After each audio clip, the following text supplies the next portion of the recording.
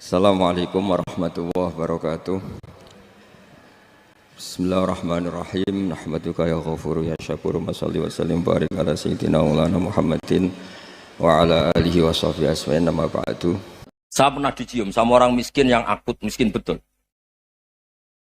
Itu tak ajarin, Anda ini lebih hebat ketimbang orang-orang kaya. Misalnya gini, misalnya ada komunitas rektor atau kiai besar. Saya ini kata orang banyak termasuk kiai besar. Mungkin kalau pinjam uang itu karena mau beli mobil, aksesoris mobil, karena kita kiai tok atau rektor atau orang-orang tok. Kalau sesama orang miskin itu pinjem-pinjemannya itu urusan beras, itu urusan nyawa. Keren mana? Menyelamatkan nyawa sama aksesoris mobil. Nyawa. Jadi pahala kamu pasti lebih besar itu. Itu senengnya jadi orang miskin terus keterusan sampai sekarang. Itu. Loh coba kalau menteri sama menteri, rektor sama rektor, kira-kira pinjamannya apa Pak Arso? Kan kalau mau beli mobil atau mau umroh VIP, pokoknya yang keren-keren. Kalau orang miskin pinjam karena apa? Makan kan? Beras kan? Makanya kalau yang sedang miskin monggo lah, kalau ingin teruskan. Maksud saya Islam tuh seenak itu. Islam tuh segampang itu. Sudahlah yang sedang miskin ya keren. Karena sekali sosial tuh urusannya apa? Nyawa. Tapi kalau miskin semua ya Indonesia bisa tutup kan. Ya sudah yang kaya-kaya itu saya mengatakan Indonesia karena bayar pajak yang menjadikan Indonesia berjalan. Tapi ya dipakai yang benar. Nah, begitu seterusnya. Ada kiai miskin cerita ke kita. Terus enak jenengan alim, terus punya santri banyak, bisa ngajar di mana-mana. Saya bilang, hebat kamu. Dia hidup di daerah tertinggal. Itu yang diajarkan kan hanya tauhid. Kan nggak mungkin desa tertinggal baca fikih perbandingan madhab. Kan nggak mungkin. Kalau yang kayak Pak Fajar, Pak Sadali kan nggak mungkin. Fikih perbandingan apa? Madhab. Menyorot madhab dunia. Gaya engkek-engkek itu kan nggak mungkin. Tapi pertanyaannya, yang menyelamatkan masuk surga itu tauhid apa perbandingan madhab? Tauhid. Ini hanya mengajarkan fardu kifayah sunat-sunat. Ini Anda mengajarkan fardu ain. Surganya dulu kamu. Oh terus senangnya jadi kayak gitu. Karena yang diajarkan apa? Tauhid. Sementara kita yang gaya-gaya ini. Ajarkan perbandingan apa? Ada studi banding ke Al-Azhar kemana-mana. Ini enggak tauhid. Dari orang nyembah pohon jadi nyembah Allah Ta'ala. Keren enggak? Keren. Jadi terus kayak gitu sama saya senangnya bukan mereka, karena tak bela. Tapi ada yang agak kurang ajar, tanya saya. Kalau itu hebat, kenapa Gus gak mau jadi kayak gitu? Waduh. Wah ya repot kalau pertanyaan.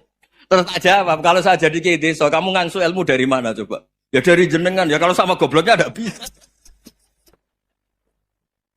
Ya sudah, Gus aja yang jadi kayak besar. Maksud saya, ya sudahlah kita begini seperti yang saya ajarkan di sini, saya sarankan supaya orang itu tahu. Ini namanya diroyah, apa? Makanya kata Imam Ghazali itu kalau kamu ingin sopan gampang melihat anak kecil, wa aqallu minni dzamban, dia dosanya lebih kecil. Karena masih kecil kan, tentu secara dosa enggak banyak. Kalau melihat orang yang tua, wa aktsaru minni ibadatan, dia tentu ibadahnya lebih banyak karena umurnya lebih banyak. Sehingga terus semua orang lain tuh di depan kita itu hebat. Ya semua orang lain sama, misalnya Pak ini rektor, Pak Fathul Wahid rektor, tanggung jawabnya lebih banyak, berarti pahalanya lebih banyak. Tapi sama, ketika melihat Nyon Sewu, melihat pegawainya yang secara lahir di bawahnya, ini tanggung jawabnya enggak banyak, pasti salahnya juga enggak. Itu yang diajarkan Rasulullah SAW, sehingga enak. Tapi kalau kita melihat orang lain selalu salahnya, itu pecundang. Allah saja tidak seperti itu kan, amal baik ya ada khairan, amal buruk kayak ada saron, semuanya dilihat oleh Allah Subhanahu wa Ta'ala. Saya tuh punya teman Gus, agak beling, agak seenaknya. Dulu miskin. Wah itu seenaknya betul. Kayak kenal Tuhan. Tak tanya, kenapa kamu seenaknya? 1 bulan tuh labanya bisa 200 juta sampai 500, sampai 1 miliar. Saya itu Gus, setelah duha itu perkembangannya bagus. Sholat duha itu. Saya pernah miskin, kan kata apa? Ingkana rizki fisama, wa ingkana qalilan, ya kalau fisama fa'anzilhu, terus wa ingkana qalilan fakasirhu, kalau sedikit perbanyak. Ini trennya sudah benar semua. Nah, wa ingkana ya haraman fatahirhu, kalau haram yang kau sucikan. Makanya saya seenaknya, kalau kolilan sudah fakasiru, paling trennya yang nggak bener juga fatohiru, kata Mas. Dia yakin kalau yang nggak bener-bener sudah disucikan Allah, karena yang lain-lain sudah. Dari miskin sudah kaya, kolilan sudah fakasiru, paling yang haroman juga sudah fatohiru, gitu. Tak tanya, lah kamu kok tahu? Polanya sudah ada, Gus, karena sang kolilan. Wah, kamu sembrono sama Tuhan kok begitu kan? Tapi apapun itu, seneng saya. Seneng saya sering salah teh, makanya saya mohon yang sekarang miskin sedang miskin itu ya ndak usah nyesal banget-banget. Kalau ingin kaya monggo lah, namanya orang juga ingin. Tapi Anda harus bangga. Sosial antar kalian adalah urusan nyawa dan itu pahalanya luar biasa. Supaya kita, nah yang kaya-kaya juga boleh GR lah karena pembayar pajak. Dan itu bisa menyelamatkan apa? Indonesia Raya. Begitu seterusnya. Itu yang diajarkan Nabi, antawadu'u hatta la yabghiya ahadun ala ahadin. Kamu semua harus tawadhu sehingga antar kalian tidak saling tidak sopan, tidak saling liar, tidak saling mendolimi. Termasuk tadi sikap gak jelas tadi. Orang dolim yang sekarang dolim bisa saja tobat, yang sekarang soleh bisa saja nanti. Semuanya itu mungkin. Kita diajari ya muqallibal qulub tsabbit qalbi ala dini. Jadi keliru kalau kita dalam banyak hal harus tegas, gak mesti. Al halalu bayyinun wal haramu bayyinun. Tapi ada wa bainahuma umurun mustabihat. Ada yang wilayahnya itu abu-abu. Misalnya ada perempuan cantik misalnya, contoh paling gampang. Kalau kamu ajari secara serius, kamu bisa saja tergoda jadi fitnah. Tapi kalau orang soleh gak berani ngajarin, kemudian digunakan orang fasik, malah menjadi orang nakal, kita juga tanggung jawab. Kamu mau tegas gimana? Wilayahnya sama-sama mungkin. Wilayahnya sama-sama mungkin. Yang dekat pejabat mungkin terkontaminasi KKN. Tapi kalau pejabat gak dekati orang soleh, punya perilaku yang gak soleh, yang repot juga Indonesia kan? Nah hal-hal seperti itu kita tidak perlu ngambil sikap. Maksudnya nggak usah ngambil sikap, ya kita buktikan kalau milih satu madhab, kita buktikan semuanya lebih baik, semuanya lebih bermanfaat, semuanya lebih berperadaban. Karena nggak bisa dihindari wabena humai. Termasuk nyuwun sewu, saya mohon maaf sama mulai Pak Harso, Pak Lutfi sampai Pak Fathul Wahid. Saya ini termasuk kiai yang nggak suka dekat sama orang-orang top. Bukan karena hasud. Memang konstitusi kiai harus gitu lah, tamud dan na'inaika. Kenal orang lebih tinggi itu kan resiko. Misalnya saya kiai desa, mungkin punya keri tua sudah seneng, punya kijang tua sudah seneng. Gara-gara kenal Pak Wahid naik Kempri, waduh kok saya kalah itu. Kenal orang itu kan resiko. Mungkin dosen-dosen sini kalau kenal saya di Rembang juga resiko. Di sini gak ada cium tangan, melihat saya dosen, wah gak enak jadi dosen. Jadi memang harus dibatasin. Sekiranya mungkin orang terus, karena latamud dan nanawa, ainaika ilham. Kamu jangan sering melihat orang lain yang mungkin secara lahir dapat nikmat yang lebih tinggi timbang Anda. Kalau kamu nggak bisa ngelola hati Anda bisa hasut, Anda bisa dengki. Paling tidak Anda bisa ada syukur. Saya itu sering didolani pejabat. Juga sering melihat pejabat di TV-TV. Naik mobil aja ada yang naikkan. Bahkan kalau wudhu itu anduk aja ada yang bawa. Itu kalau yang nggak kuat, weh naik jadi pejabat. Ya makanya terus konstitusi Kiai itu mengatur, sudahlah. Mata kamu itu kamu batasin. Jangan melihat sesuatu yang potensi ya. Potensi menjadikan Anda tidak apa? Syukur. Jadi saya mohon, ini memang konstitusi saya sebagai kiai. Jadi saya, tapi di hati saya tetap akrab. Saya doakan semua untuk UI, untuk semua orang Indonesia kita doakan. Kita ingin semuanya tambah baik, tambah. Tadi katanya mau naik kelas ya. Kalau naik kelas dari rumah saya niatkan mari mengkaji diroyah. Diroyah itu melogikakan riwayat. Jadi misalnya kita sering dengar Rasulullah SAW sering ngendikan kalian masuk surga itu bukan hanya berdasar amal, tapi berdasar anugerah Allah Subhanahu wa Ta'ala. Oke, kita sepakat amal kita, perilaku kita, ibadah kita andaikan dikompensasi dengan nikmat yang Allah berikan tentu tidak seimbang. Untuk membayar itu saja sudah lunas. Jadi Anda semua tidak berhak masuk apa? Surga. Sehingga di beberapa riwayat dijelaskan ada orang yang 500 tahun ibadah, nggak pernah maksiat. Ditanya sama Allah, kamu masuk surga karena apa? Karena ibadah saya ya Allah. Ya sudah, surga kamu 500 tahun saja, karena ibadah kamu 500 tahun. Ini cerita umur-umur orang dulu. Ya Allah katanya surga engkau ini selamanya. Ya kalau yang selamanya itu rahmatku, kalau amal kamu terbatas ya surganya sesuai amal kamu ya terbatas. Ya sudah ya Allah, berarti masuk saya surga saya ini karena fadl engkau, karena anugerah engkau. Itu namanya apa? Diroyah. Diroya itu satu kajian analisis di mana kita percaya riwayat, tapi kemudian punya logika, punya diroya. Ini penting supaya tauhid kita ini kuat. Jadi dulu ada orang yang sangat cerdas, namanya Jubair bin Mut'im. Dia saking cerdasnya, juga kaya, juga tokoh, dikirim sebagai delegasi pembebasan Asra Badrin, tawanan Badar. Kemudian pas datang ke Masjid Nabawi, Nabi delalah pas baca Wattur wa kitabim mastur. Sampai pada titik Nabi baca Am khuliqu min ghairi syai'in am humul khaliqun. Apakah penciptaan yang sedemikian canggih itu dimulai tanpa perwujudan, tanpa sesuatu yang real, yang maujud? Orang itu langsung bersimpuh, matur, ya Rasulullah saya Islam. Kada qalbi yatir, hampir hati saya, otak saya, pikiran saya itu terbang. Karena logika yang dibangun ateisme misalnya, kalau alam raya ini dimulai dari nihilisme, berarti logikanya apa? Al-adamu yakhluqu maujudan. Alam raya ini kan maujud. Maujud itu ada. Kalau yang lebih dulu itu ketiadaan, berarti ketiadaan menjadi sebab kewujudan. Kalau dalam bahasa Arab itu al-adamu yakhluqu maujudan. Sesuatu yang harusnya nggak jadi faktor karena ketiadaan, menjadi faktor sesuatu yang nyata. Itu kan nggak masuk akal. Ya, kalau alam raya ini ada al-adam sing yasbiku maujudan, berarti alam raya ini al-adamu yakhluqu maujudan, suatu yang tidak ada menciptakan yang ada. Dengan logika itu terus kita ngaji, diajari sama guru-guru kita, sifat dasar Allah itu maujud. Wallahu maujudun qadimun. Terus masuk. Yang harus distatuskan pertama dari Allah itu apa? Maujud, wujud. Karena dengan wujud ini layak menjadi penyebab adanya alam raya ini. Sehingga ketika kita menolak faham nihilisme atau ateisme, faham tanpa Tuhan, tanpa pencipta awal, kita punya diroyah. Bahwa tidak mungkin ketiadaan ini menjadi sebab perwujudan alam raya ini. Yaitu amkhuliku min ghairi syai'in. Masa alam raya ini diciptakan tanpa sebab yang nyata, yaitu wajibil wujud. Siapa itu? Allah Subhanahu. Begitu juga menyangkut sholawat.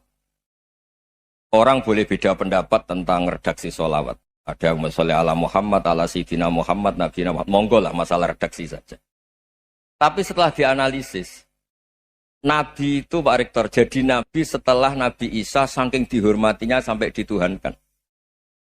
Juga jadi Nabi yang ada cerita masih hangat, orang Yahudi itu bunuh Nabi. Jadi yang satu mendudukkan Nabi sedemikian tinggi sampai kayak Tuhan, yang satu menjatuhkan Nabi sedemikian rendah sampai dibunuh. Kayak apa susahnya jadi Nabi Muhammad SAW. Kemudian dengan gampang Hadaddin agama ini bikin syariat yang bernama sholawat. Redaksinya monggo lah sesuai tradisi masing-masing. Allahumma sholli ala Muhammad, Allahumma sholli ala Sayyidina Muhammad, ala Nabiyina Muhammad, monggo lah. Tapi yang jelas redaksi ini kalau di diroyah dikaji, Allahumma itu Tuhan, Tuhan itu pemberi. Wa Muhammadun wa injalla qadruh abdun min ibadi. Muhammad apapun tinggi derajatnya tetap berstatus hamba. Sehingga agama ini terjaga oleh syihotus sholawat. Agama ini terjaga oleh redaksi sholawat.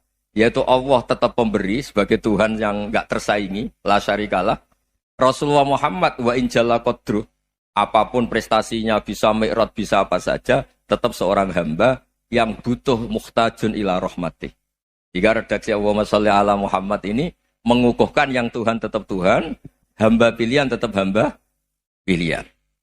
Tentu dengan redaksi ini kemudian kita mendudukkan Nabi benar-benar posisi terhormat. Yaitu orang yang paling berhak dapat askat tahiyat, mendapat penghormatan Allah paling tinggi, yaitu Rasulullah Muhammad SAW. Dan itu diulang-ulang oleh Allah. Subhanalladzi asra bi abdi. Status hamba ini diulang-ulang. Lagi-lagi ini bernama diroyah. Bernama apa? Contoh ketiga misalnya fihi ayatum bayyinatum maqamu Ibrahim. Dulu orang Yahudi itu ada diskusi masif. Syaratnya Nabi itu mbah-mbahnya harus Nabi. Harus keturunan Nabi. Kemudian semua nabi rata-rata di Palestina, di Syam. Lalu Muhammadnya asal-usulnya dari mana? Tahu-tahu orang Arab kok nabi, padahal orang Arab itu dulu jahiliyah. Walhasil terus diceritakan, bukti Muhammad ini turunan Ibrahim adalah ada jejak kaki Nabi Ibrahim di dekat apa? Ka'bah. Fihi ayatum bayyinatum maqamu Ibrahim. Kalau Nabi Ibrahim pernah di Mekah, artinya beliau pernah meninggalkan turunan yang di Mekah. Yaitu bernama Nabiuna Muhammadun sallallahu alaihi wasallam. Itu disebut fihi ayatum bayyinatum maqamu Ibrahim. Nah, itu namanya diroyah. Diroyah itu satu perilaku keseharian kita beragama, kemudian tahu logikanya. Yang keempat misalnya, mangkana yu'minu billahi wal yaumil akhir fal yukrim apa? Jahro. Orang yang iman karena Allah dan Rasul, maka memuliakan tetangganya. Andai kan pakai hukum sosial, tentu kalau tetangga kita baik, kita baik. Kalau kurang baik, kok kurang penggawean kan gitu. Tapi dulu itu pernah ada seorang ulama itu dibully ya, dikerjain sama anak muda tetangganya. Pak Kiai datang ke rumah saya, orang ini datang. Kemudian setelah di rumahnya, saya tidak jadi butuh sama Pak Kiai, silahkan pulang. Itu Kiainya senyum menikmati. Dan itu terulang 3 kali. Dibully seperti itu, dikerjain terulang 3 kali. Lalu tetap Kiainya tuh asik, seneng sekali. Lama-lama muda ini tanya, kenapa engkau tidak tersinggung? Padahal saya kerjain sampai 3 kali, tak undang, terus tak suruh pulang, tak undang, tak suruh pulang. Kata Kiai tadi, yang memerintahkan baik sama tetangga itu Allah. Jadi saya nikmati ketika bisa baik sama Anda. Tidak ada urusannya dengan perilaku Anda yang nolak saya. Nah itu terus kita tahu, memang motifnya kita baik sama tetangga karena iman sama Allah dan Rasul, bukan hukum kompensasi sosial. Jadi kalau mau diteruskan Pak Rektor, saya ngajar di sini ya karena perintah Allah itu orang alim harus ngajar, bukan karena perintah Rektor. Kalau diteruskan. Ya saya mohon juga gitu, para dosen, para karyawan di sini, kalau nggak khianat dengan UI itu karena takut sama Allah, jangan takut sama Rektor. Kalau Anda baik juga karena Allah, jangan baik karena apa? Rektor. Bagaimanapun ya semua kita ini makhluk. Makhluk itu la yadurru wa la yanfa. Begitu juga melihat Indonesia. Melihat saya ini kan ikut di UI itu lama sekali, ikut sama Profesor Zaini, dari Profesor Zaini nulis tafsir. Mungkin Pak Harsoyo tahu banyak, dulu Pak Lutfi ya tahu banyak. Tapi saya memang nggak pernah terbuka karena ya memang nggak ingin sebenarnya. Kondisi ini kondisi darurat. Sehingga saya tahu cara berpikir Profesor Zaini, ya tahu komitmen beliau pada UI. Dan pendiri UI memang ya banyak yang dari tokoh NU, Muhammadiyah, dari tokoh-tokoh ormas yang lain memang didirikan banyak orang. Hingga UI memang nggak milik ormas apa tertentu. Dari satu sisi memang baik, nggak dikuasai ormas tertentu. Tapi nanti kalau keterusan ya nggak berbentuk. Ya sudahlah dikelola saja. Sambil-sambil jelas, sambil-sambil kadang nggak jelas. Yang penting ikhlas tadi. Karena kalau terlalu asobia itu jadi repot. Kita ini yang nekuni fikih itu tahu. Kalau tidak kuno itu madhabnya Hanafi. Kuno itu madhabnya Syafi'i. Tahu-tahu seakan-akan Imam Syafi'i itu NU, Imam Abu Hanifah itu Muhammadiyah. Padahal ini orang-orang yang sebelum NU dan apa? Muhammadiyah. Jadi kalau kita yang nekuni ilmu itu biasa saja dengan perbedaan. Tapi kalau orang-orang yang nggak siap dengan perbedaan itu sampai Allah disifati Ta'ala itu tidak terima. Padahal Ta'ala itu maknanya Maha Luhur, yang Maha Agung. Jadi ada seorang kiai kebetulan pidato pertama Pak Rektor. Assalamualaikum warahmatullahi ta'ala wabarakatuh. Ilmu balik kedua ini nggak terima karena itu dianggap bid'ah ada Ta'ala. Ya dia bilang Assalamualaikum warahmatullahi ta'ala wabarakatuh. Itu saking asobiahnya itu Allah ditambahi Ta'ala itu tidak terima. Padahal Ta'ala itu maknanya Maha Agung. Nah itu kan jadi repot kalau asobiah gitu. Kalau kita ngadepi perbedaan itu biasa saja. Karena kita mungkin bacanya banyak, lihat hal-hal seperti itu ya. Berkuahnya nggak jelas itu menjadi orang tuh bijak. Ini sekarang nakal, jangan-jangan nanti jadi orang baik. Yang sekarang baik, jangan-jangan suatu saat jadi tidak baik. Semua orang introspeksi. Nggak ada jaminan kalau kita sekarang baik akan baik terus. Nggak ada jaminan kalau kita sekarang buruk akan buruk terus. Sehingga terus banyak kiai-kiai bijak itu memang lahirnya nggak tegas. Tapi nggak tegas itu yang menjadikan bijak. Karena sama-sama mungkin. Itu yang disebut laisa laka minal amri syai'un aw yatuba alaihim wa yu'adzibum. Itu tidak wilayah kamu. Ketika Allah mengomentari orang munafik juga wa yu'adzibal munafiqina insya'a aw yatub. Bisa saja ada yang disiksa, bisa saja ada yang dikasih tobat. Karena pola yang kita analisis itu semuanya menurut kita. Bukan menurut kemaslahatan orang apa? Saya punya sekian contoh cerita. Orang yang sowan kiai baik-baik, mungkin bawa gula atau salam damla, tidak tahu lah. Itu tidak mesti jadi wali. Tapi Kali Jogo yang kenal Sunan Bonang, itu kenalnya itu karena ingin begal. malah jadi wali. Tapi tidak usah dicoba. Umar itu nyari Nabi itu mau dibunuh. Tapi malah tobat jadi orang baik. Jadi ini penting ngaji ya, supaya tidak tegas itu, tidak jelas itu kadang baik. Nah termasuk, saya juga termasuk dia yang milih tidak jelas. Saya sering gojol gini, Fajar Hadili ini murid-murid saya sering saya gojol. Kalau semua sistem pendidikan kayak kampus, kayak UII, kayak UIN semuanya, itu sistem yang bagus. Karena tertib, jam kuliahnya jelas, mata kuliahnya jelas. Kalau di pesantren itu Pak Harso, itu gak tertib. Tapi justru itu enak, ketemu di jalan orang berani tanya. Nah ini kalau mbak-mbak misalnya menstruasi, mau belajar haid nunggu semester berapa baru tahu. Itu bisa sekian tahun gak sholat karena nunggu pelajarannya baru diterangkan. Mau haji juga gitu, nunggu mata pelajaran haji. Kalau nggak jamnya, nggak mau dosennya ngajarin. Ya, kalau kiai kan nggak ketemu di jalan, tanya dijawab. Jam berapa juga dijawab. Artinya Indonesia itu berkah, ada sistem kampus yang tertib. Ya semoga termasuk tertib gajinya.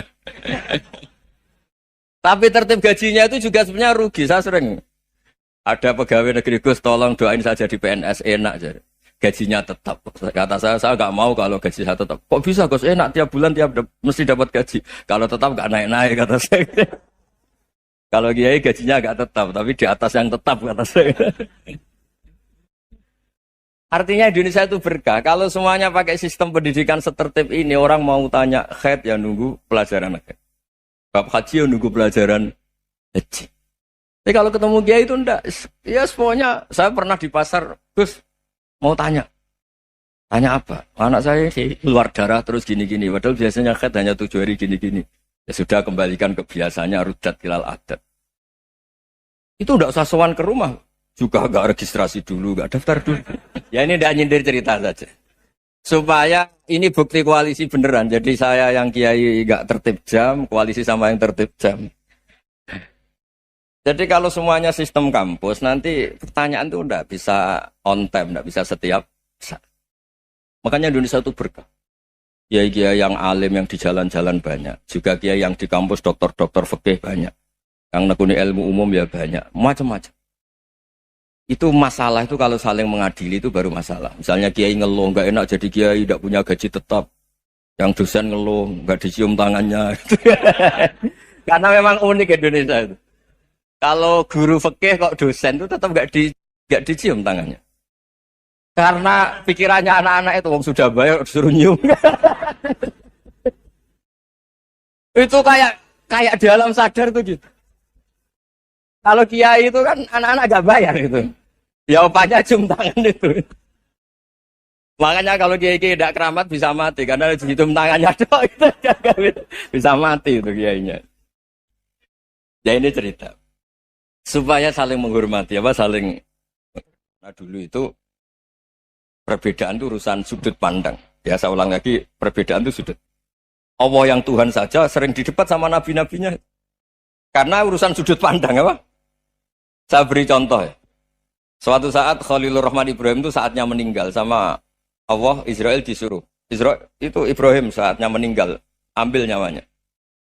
Setelah datang ke Ibrahim, ya Khalilur Rahman Ibrahim, saya disuruh nyabut nyawa Anda.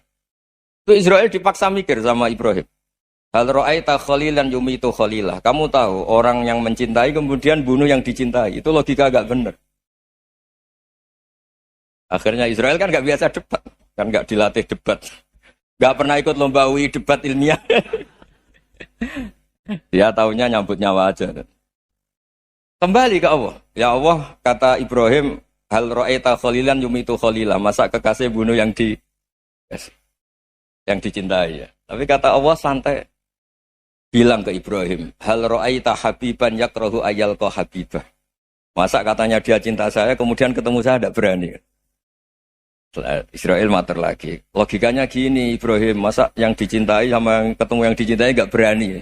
Ya udah ketemu aja. Katanya yang meninggal itu. Artinya kamu bisa saja GR tidak mati-mati karena merasa dicintai, atau ingin mati karena mencintai.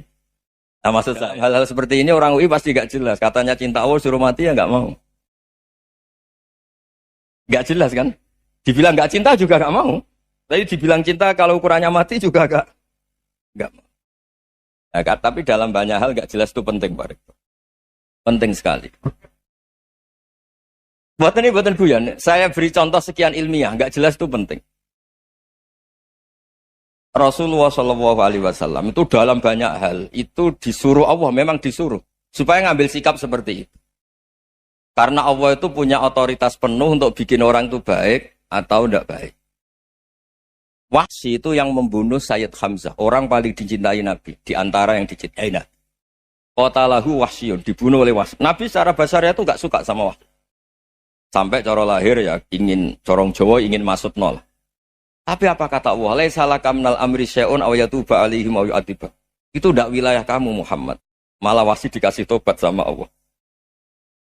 Khalid bin Walid. Itu perang Uhud kalah itu karena ide brilian Khalid bin Walid. Pas itu masih panglima kafir. Yaitu pura-pura kalah, ghanimah dilepas, sahabat turun, pasukannya naik, walhasil orang Islam kalah. Khalid bin Walid akhirnya juga masuk Islam. Orang yang secara basariah Nabi itu gak siap. Kebalikannya juga ada. Sa'labah itu orang sampai tempat gelar Hamamatul Masjid. Ini pas ngaji mesti ingat. Salah. Dia di masjid terus. Setiap habis salam tuh lari. Karena istrinya Nyun Sewu masih berpakaian yang tidak pantas. Kenapa engkau terburu-buru pulang? Pakaian yang dipakai istri saya sekarang saya pakai.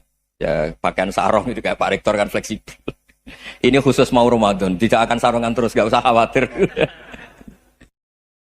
Jadi ini tadi sudah janjian. Saya yang kiai celananan, beliau yang rektor pakai sarung. Jadi, iya. Supaya itu barter madhab. Tapi hanya sekali ini aja, bukan.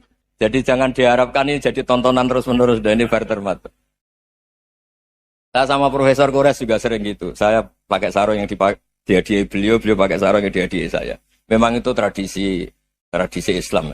Tahadau tahabu, kamu saling memberi hadiah maka kamu saling mencintai, bukan riswah, bukan riswah.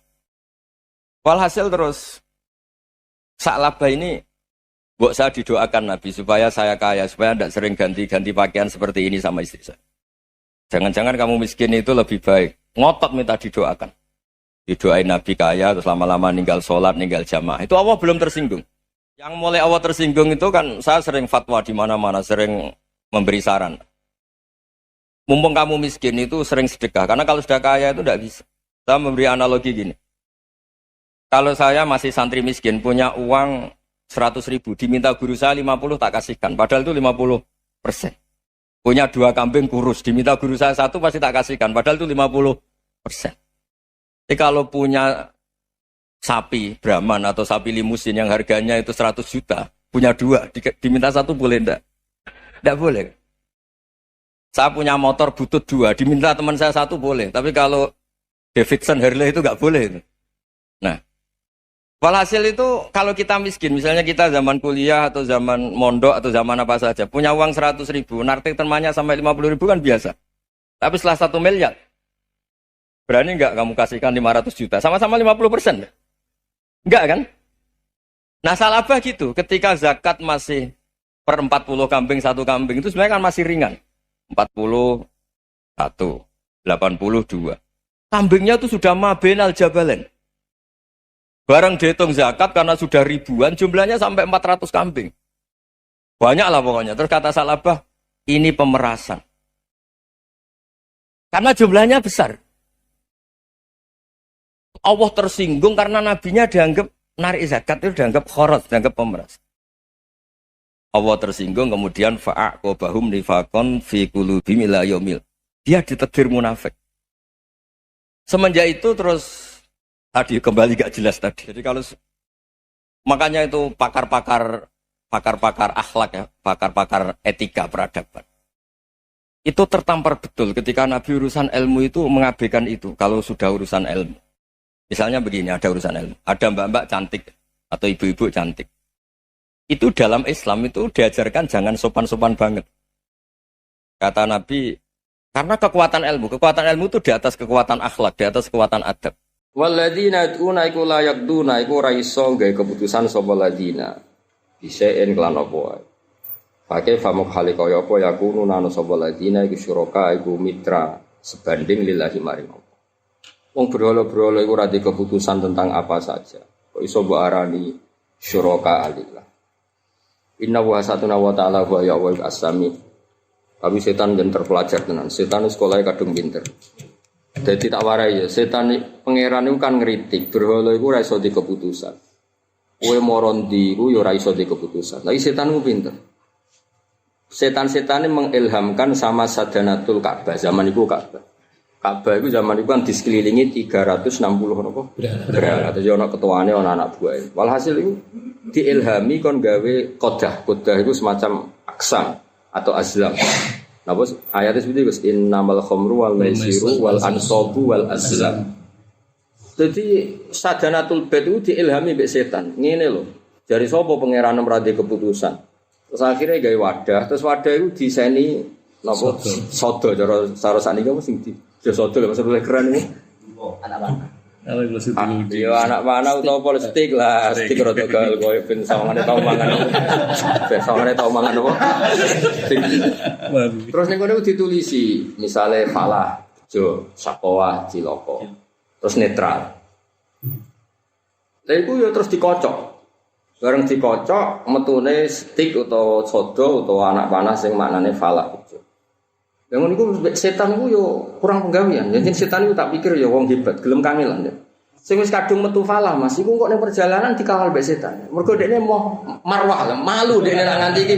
Iki sampe kalah. Iya, mesti tulis bejo kok kecelakaan. Dadi dekne yo setan yo kesel juga asline mergo ngawal mau.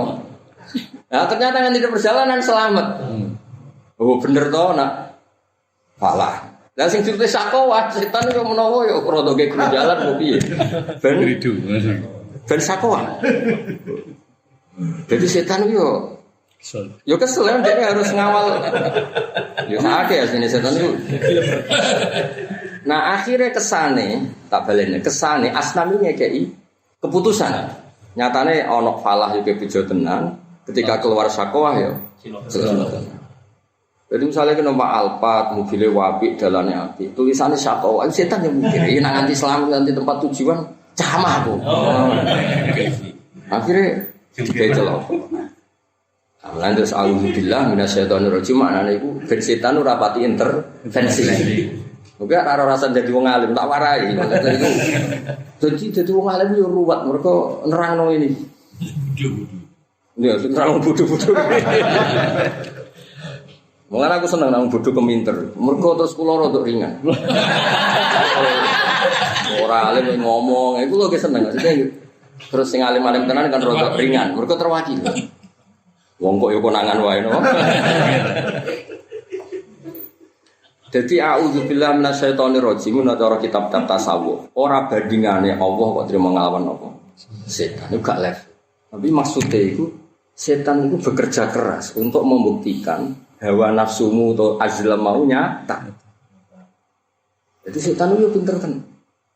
Mulane setan itu rapat terus. Misalnya orang mukjizat itu agak tertandingi. Jenis mukjizat juga tertandingi. Kekuatan yang luar. Yes. Setan juga. Misalnya Kanjeng Nabi ngetokno sesuatu sing dasar. Musailimah ku yo iso. Rapat. Piye carane? Mane ana wali muka syafa. Oh, pesaingane perewangan. Pokoke kudu ono. Wis ngono. Ya ora tau sinau persetanan, no. Kulo de kitab persetanan. Jadi wong alim mesti rowan. Jadi misalnya ana wali muka syafa. Wong iki utange akeh terus kasus kan muka syafa ngerti lewat jalur muka syafa. Setan perewangan yo roh. Engko omongin, omongku omahe madhep ngidul, bojone ngene minggat lewat rewang. Tapi sebenarnya terus akhirnya mirip. Lha iku sing dadi masalah hak mbek batil selalu ono miripe. Mukjizat disaingi istidrat utawa istidrat disaingi. Nah, pokoke ono mesti ono saingane. Lha iku ruwet kan? Kabur. bojomu sing salihah ya ana saingane. Misale kono unggul ning salate tapi gremeng, iki unggul ning ramahe tapi rapati salat. Wong lanang kadang terus ngene, apa artine salat merengut terus. Adok rapati salat tapi ramah. Ya ora roh. Lah kowe kan umat, kowe partainya setan apa partainya Allah? Kena partainya Allah salat itu segala-galanya. Ora iso dibandingno mbek senyum. Dan nek partainya setan, senyum segala-galanya. Salat itu sambil sore senyum. Nah, itu wis minas setoni rajim. Pikiran ngene iku berarti minas setoni. Pikiran nyindir di evaluasi. Jawab dadi ora ono barang hak kecuali barang batil itu numpang liwat, napa? Lane, iku mau akhirnya kritiknya Allah Taala ning wong kafir nak asnam ku layak duna bisa. Iku setan yo mereka. Oh setan itu anak Nabi Adam itu amen rusak terus mati terus. Cerita-cerita botenan pura iku kok wong cerita Israiliyat, tapi ana ning tafsir. Tapi ya ana sing darani Israil setan teko. Kowe kepen anak murid. Pas iku setan sing swarga jenenge Haris. Pas iku lho, malah aku muni Israiliyat itu bener ora. Tapi nak cerita ning tafsir seperti yang saya ucapkan sekarang ini. Anak jenenge Abdul Haris. Engko ora selamat. Iku marah bahaya setan lu ofnom. Awane di ofno juga gue iku lho, mergo nurut aku. Karena Nabi Adam gak pirsa anak Abdul Haris itu nama bulian. Jadi sapa Nabi Adam mung saleh, anake jenenge aku sing jenakno. Iku cara sebagian tafsir niku lho, famar bi falam asqalat jawaba rabbahuma la in ataitana sholihan lanakunanna falamma atahuma sholihan ja'ala lahu syuraka fima atahuma. Iku rata-rata ahli tafsir Nabi Adam itu tahu salah. Jadi salah Nabi Adam ora sekedar peristiwa syajaratil khuldi, tapi yo peristiwa itu. Lah krungu syajaratil khuldi wong kelas pidato wae ya. Ilmune ora ado-ado. Iku kasusé iku ngono. Bareng setan akhirnya kangelan Mas karena dekne jaga nama. Iki nek nganti keceblokan pelem takrubuan wit, aku darani gak sukses nglindungi Abdul Haris. Jadi setan juga kesel perkarane sing wis anu dekne iku. Itu dikawal. Iya. Dong ya. Iya. Rodo-rodo balane setan mesti kan paham. Saya tinggal di sini, wah. Jadi akhirnya dijinakno selamat. Nabi Adam jari cerita kitab iku buat tenan buram, muga-muga ora tenan. Yo gak aku berak ngono, mergo kita kan kadung keyakinan Nabi ku maksum. Tapi masalahnya ning tafsir-tafsir ngartekno ayat iku sebagian besar ngono. Ya ora rasane dadi aku. Cara mubalek ngerti cerita sitok payu selesai. Ya, payu selesai. Nah kita kan ahlul ilm Mas, sampe benerno cerita iku dia kita Nabi ku maksum. Apa nyalahno nyatane ning kita. Beda mubalek sampe ulama iku beda. Duwe rasa, nek ulama iku duwe rasa. Toha cerita Nabi Ayub budikan tenang ae. Budikan nganti mambu diusir kaume. Wah, nganti predel. Kerok iku. Nah, kene sebagai wong alim kan gak iso karena akidah ahli sunnah iku Nabi oleh loro tapi ora oleh nemen. Bahwa jaizun fi haqqihim an aradi min ghairi naqsin ka qafi fil maradi. Jadi syaratnya Nabi loro mung sithik. Ora oleh Nabi budikan nemen-nemen ora oleh. Pukulan teman-teman ya ora oleh. Ning balik gak pati setuju cerita. Kok nek arah ekstrem kan pendengare gak seru. Nabi aja budikan, dikukur driji gak cukup pasane nggo apa? Ya ora. Warang akhire mambu mek kaum wedi apa? Usir. Amit tenan. Karantina.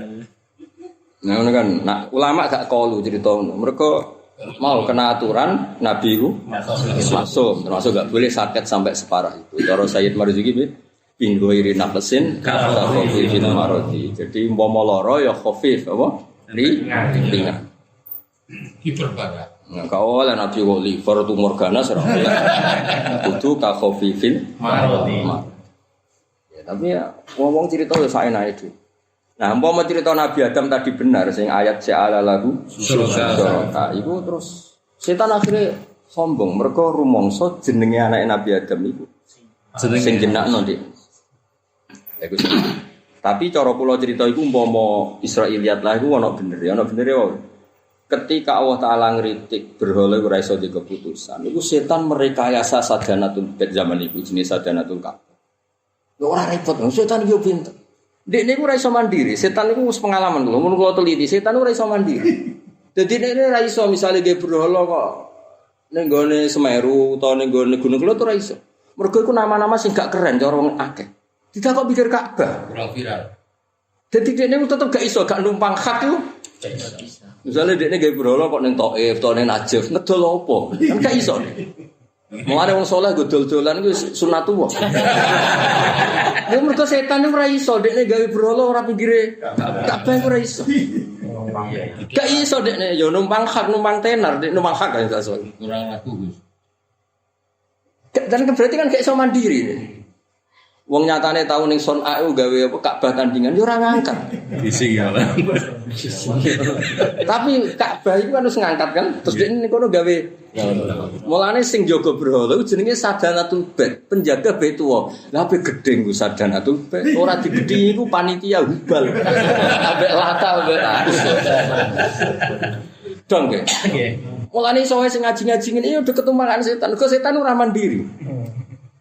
Dia supaya ganggu kiai bebo sowan. Mus ngerti kiai nek gelem disowani kok. Alasane seneng kiai. Padahal Allah pirsa iku seneng ta pelarian kok apa pirsa. Nyatane pas mapan radio masalah yo lali kiai. Nggih. Jujur ya. Jujur ya. Boy sowan kiai sing seneng disowani iku malah enak. Karo wis diumumno ora oleh disowani. Ngaji sowan. Ndole menemen ngaji ya sowan ya ngaji iku. Nah. Berarti ketika setan nggih berhala pikire Ka'bah iku bukti nek setan iku gak mandiri.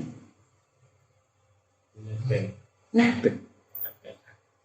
Gak iso dekne mandiri gak iso. Yo pancen setan ku dhaif. Nalen inakaita setan dikanen apa to. Godho wong lanang Mas, gak nglibat wong wedok yo ora iso. Rodok goblok kene setan. Ora iso dekne mandiri. Lho nak hak gak iso. Wong elek-elek dilatih sujud eling pangeran, iso tanpa musala penceng, padasane nganggo sandal. Kiyaine rodok kepleset sithik-sithik. Pentong dhewe, adzan dhewe, komaji. Lho iku dilakoni puluhan tahun. Berarti hak iso mandiri. Iya. Tanpa fasilitas.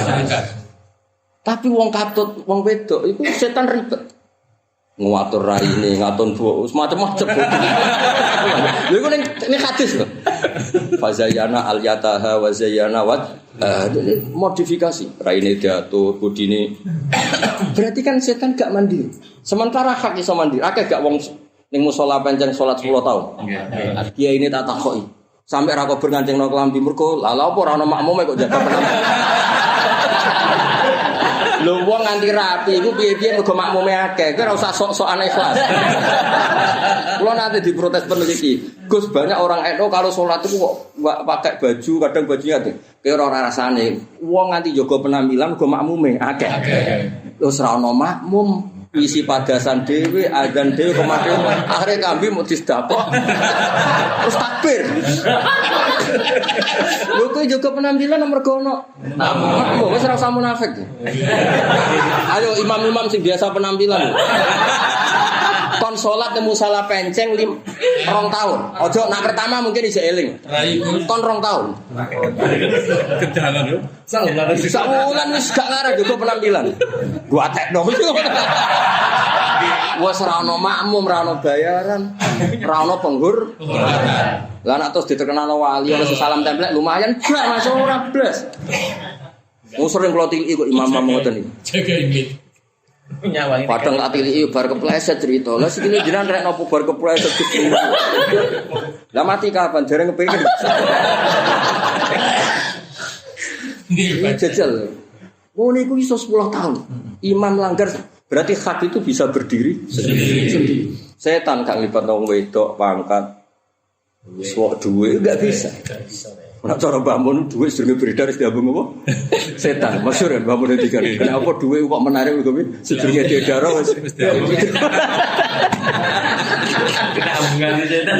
Ana sing tak krungu cerita Mbah Mun masyhur ngendikan iki. Nggih. Dadi setan niku ya numpang duwe, numpang wong wedok, numpang. Gak pinter asline maksudnya gak. Disebut inna kaita syaitani. Nah, karena na'udzubillah aku yakin Allah pemenang. Terus minasyaitonir rajim gak level. Mana dari ahli-ahli tasawuf itu, andai kan gak perintah Allah aku maca a'udzubillahi minasyaitonir rajim, lamas ta'atu abad. Saya tidak akan istiadah selamanya. Gak fair Allah kok terima dimusuhi setan. Gak terima cara wong sing wis makom ngono iki. Sak kula ora trimo. Lah kowe ora wali kok. Kula nu jarang muni auzubillahi minasyaitonir mboten nanti. Maksudnya iku nak maca mergo niru nabi, asline keberatan. Wong Allah kok dibandingno setan. Bukan gak level. Lah cak logikane kenapa nabi mengajarkan kita auzubillahi minasyaitonir rajim karena tadi kowe nyebut Allah terus setan iki aktif kowe turu. Lah ketika kowe turu iki mau Allah tok sing iso nulungi kowe ya mau mergo setan iku aktif. Ana orang tasawuf nak maca auzubillahi wa aqaf. Rawor. Oke ora rasane dadi wali. Ngaji mbak iman-iman amatiran ribet. Maksudnya ono ya sing yo ngene iku yo ono. Ya kowe ora wali ora usah anut ngono. Sok-sokan apa? Jadi wali-wali ku mangkel mergo Allah kok janji yo. Sok presiden untuk RT kan lucu. Ini Indonesia diramekan konflik presiden dan RT. Lucu gak kira-kira? Ini ada polemik besar antara presiden dan RT. Antara ketua PBNU dan ketua ranting.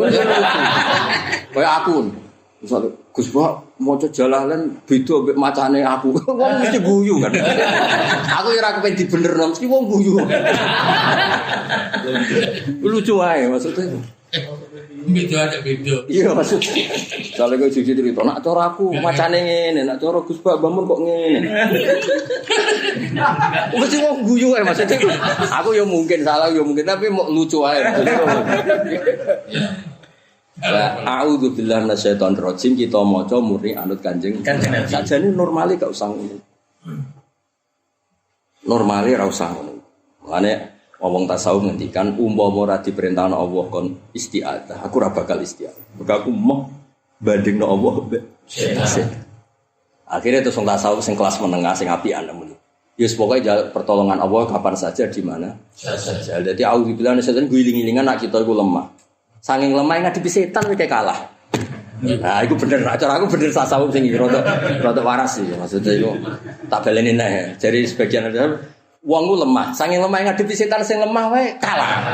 Padahal setan jelas inakida syaitani kana doifa. Iku aja kalah. Menuso jare top jare opo. Yo bareng roh pakanan sing enak sithik. Wong wis mangan sate mewah. Ngene ora jagung bakaran yo kepengin. Bar iku di roh gemblong yo kepengin. Jarene wong duwe selera kok opoe doyan. Lha kan betapa rendahnya kita. Wis di bojo ayu misalnya jenis Afrika, apa jenis Eropa lah. Eropa. Yo jenis Amerika. Kira-kira ana wong ayu jenis Jawa cek gelem gak?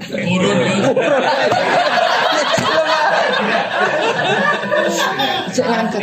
Mulane cerita Nabi Dawud itu normal, di 99. Jare wong lanang-lanang sing pecinta wanita iku malaikat ora rasane dadi wong lanang. Mau protes wong di 99 kok cek kepengin si. Mergo jare Nabi Dawud siji ku ora ono sing ning 99.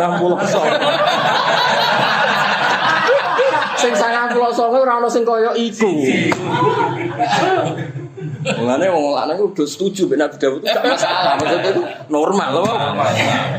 Satu rasa 99. Normal. Ya ada ini auzubillah tawari ya, mulai saiki waras auzubillah. Berarti saya ini dhaif, lemah sampai ngadepi setan wae ora iso. Tapi ora bandingno Allah ambek setan. Kali itu ndak level sama sekali. Apa ndak level sama sekali. Ya clear ya ben kira dadi minasyaitonir rajim. Lan kula nak maca auzubillah warangan Mas.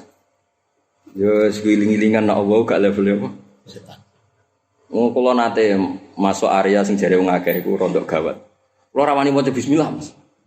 Sampai hadir nak Allah iku iktimat ku. Maca bismillah tuh. Ngeran dimusono kedua setan. Gak level.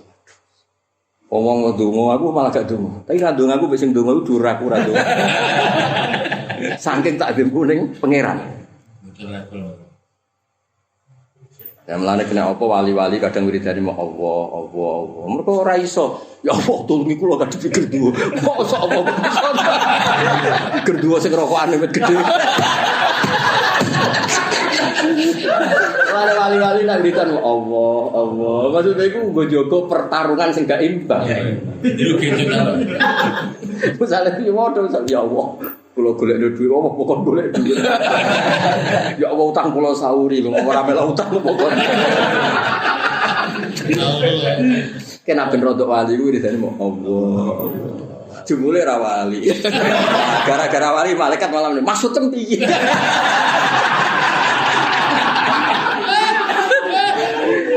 Wali kan muni Allah-Allah ya ora ngangkat kan.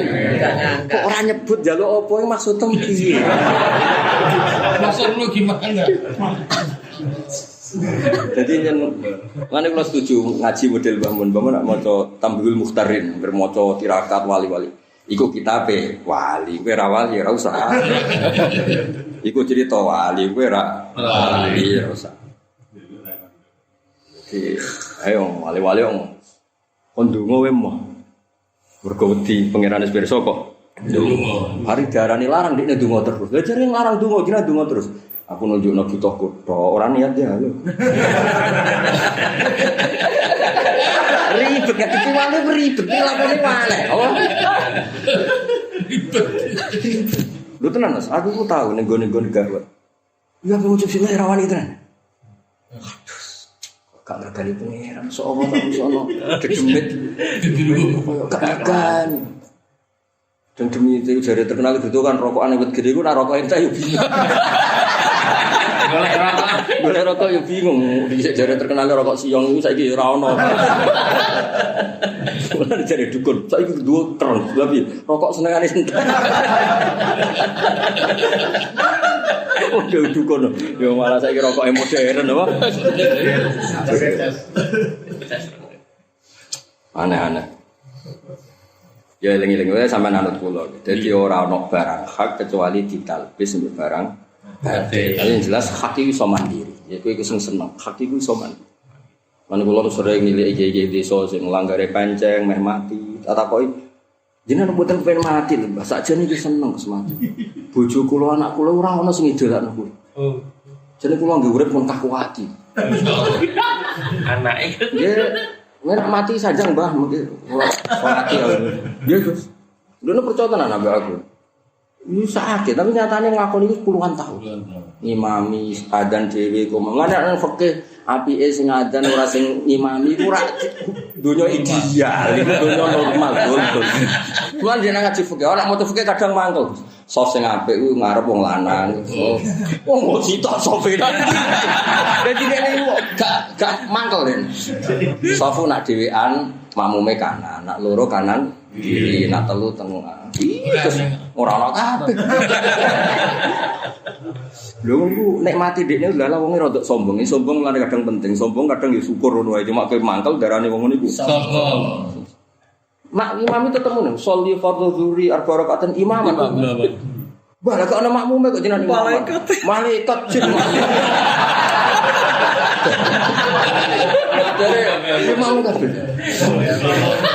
gak mentolo Gus wong tuwek bar tiba-tiba kok salat di barno tetep imam yo nganti salam ora ana makmum cara tetep imam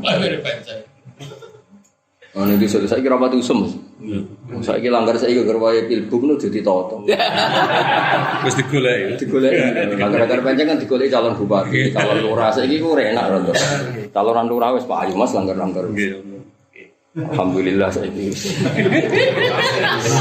ya tetap alhamdulillah kecewa alhamdulillah tetap lillah alhamdulillah tetap apa lillah ada wae sapa. Kalau nak mau tafsir sementara ya anut aku. Jadi wahum alasnam, wahum iku alasnam sepadane misalnya. Asnam ini buatan dawe pulau, dawe bangun, dawe basuber. Basuber yang sering damun kena mau tafsir, yunggu iling-ilingan makna dasar. Jadi kira usah anut teman-teman. Buat tafsir itu tetap ditulis sesuai zaman ambek era asbabin nuzul. Misalnya fa'inan nasoro, misalnya nyon sewu ya budunal masih.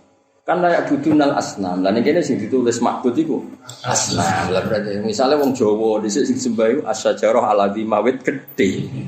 Lah wahum alasnam lah mana wahum utawi al sing disembah asnam misale brolo. Padahal dikritik pangeran kan semuanya. Amin. Tapi mriki wahum Enggak karosan jeng malah mau tafsir. Iya Gus Pak bantah kita. Nak goblok aja kecangkeman bocah. Ya nek iso menang yo golek wong sing mayu ana iku wae lah. Aja bukat ilmu sing mapan. Jadi wong kudu duwe rasa. Ya tuh kali wali-wali mau kena apa nak wiridan mau Allah. Mergo muni ya Allah lindungi aku sing kedua iku ora mentolo nak wali. Wong apa kok tamu sono? Misalnya kayak dimusuhi RT terus jauh tolong presiden lucu gak kira-kira? Lucu. Pak Presiden, belum dimusuhi ketua RT, gak lucu gak kira-kira? Lucu.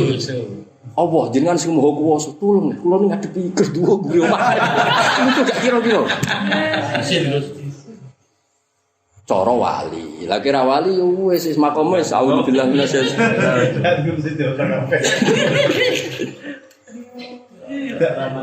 tapi ya tetap tuh mau mergo anut Kanjeng Nabi tapi tetap ning atimu iku mergo dikongkon.